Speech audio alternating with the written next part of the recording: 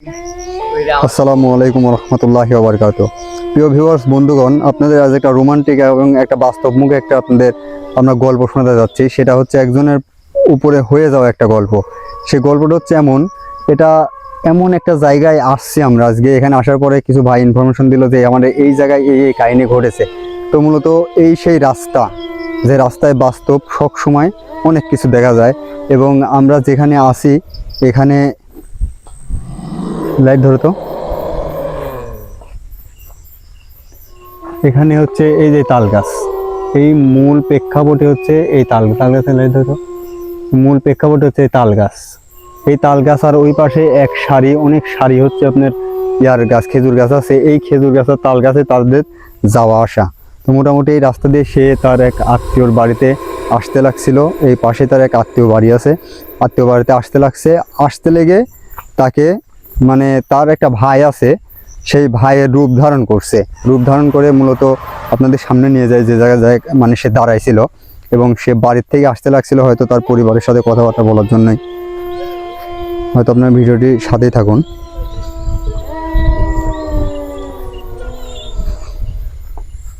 হয়তো সামনে একটু গেলে সেই জায়গাটা আমরা ভয়ঙ্কর দৃশ্যটা। এখানে আমি এর আগে একটা গল্প শুনছি, এখানে এক মুরব্বী বলল যেখানে মাঝে মাঝে নাকি কি যেন শুয়ে থাকে, সাদা কাপড় পরে শুয়ে থাকে। কিন্তু আসলে এই জিনিসটা কি আসলে কেউ এটা আর করতে পারেনি। মূলত আজকে আকাশটা অনেক খারাপ। তারপরে আমরা যেহেতু আসছি অনেক দূরে, ভিডিওটা করতে মোটামুটি ভিডিওটা আমরা করবো ইনশাল্লাহ। লাইট অফ করো তো।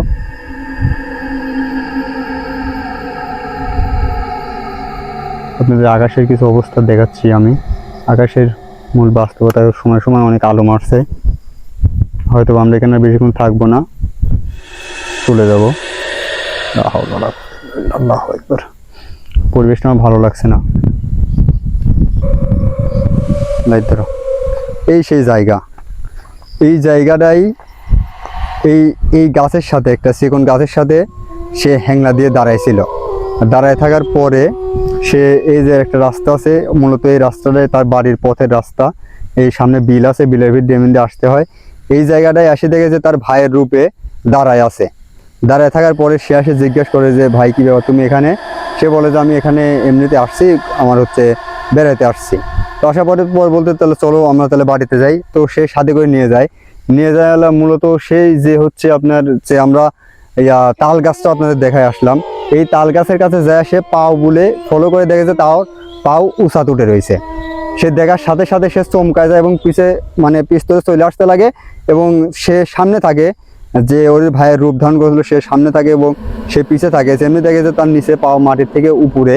এই কথা যেমনি দেখার সাথে সাথে সে পিছমিকে চলে আসতে লাগে, অমনি সে মুসর ঘুরে তার বলে তাকায় এমনভাবে এবং এমন রূপ ধারণ করে তার ওখানে অবস্থা অটোমেটিক্যালি খারাপ হয়ে যায়। তো ওই গাছতলায় অনেক তাকে আপনার হাতাহাতি অনেক আপনি দেখা যাচ্ছে কিছু তুলে সেঙা মারছে 2-3 বার। তারপরে আপনার অনেক মাটির নিচে তাকে খুশার পরে একবারে হেনস্থা একটা অবস্থা, এমন একটা অবস্থা করছে তার চলার মতো আর কোনো পরিবেশ নেই। তো আসলে পরে সেই বাস্তবতা সেই রাস্তা দিয়ে যাইতে হয় তাদের বাড়ির।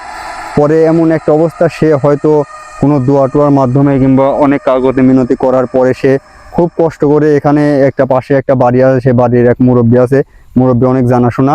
তারপরে সে সেই মুরব্বীর বাসায় যায় এবং বাসায় যাওয়ার পরে তাকে সম্পূর্ণ কিছু খুলে টুলে বলার পরে তাকে কিছু ঝাড়া, কিছু ফু দিয়ে, আপাতত কিছু কালাম টালাম দিয়ে তাকে হালকা একটু আপনার তার যে স্বাভাবিক একটা অবস্থার মধ্যে, সেই অবস্থার মধ্যে তাকে নিয়ে আসার পরে তাকে বাড়িতে দিয়ে দেয়। মূলত এই সেই যে সিরিয়ালের আপনার দেখাচ্ছি, এই সিরিয়ালে আপনি খালি খেজুর গাছ এরমভাবে চলে যাবেন, যত দূর পর্যন্ত যাবেন খালি খেজুর গাছে।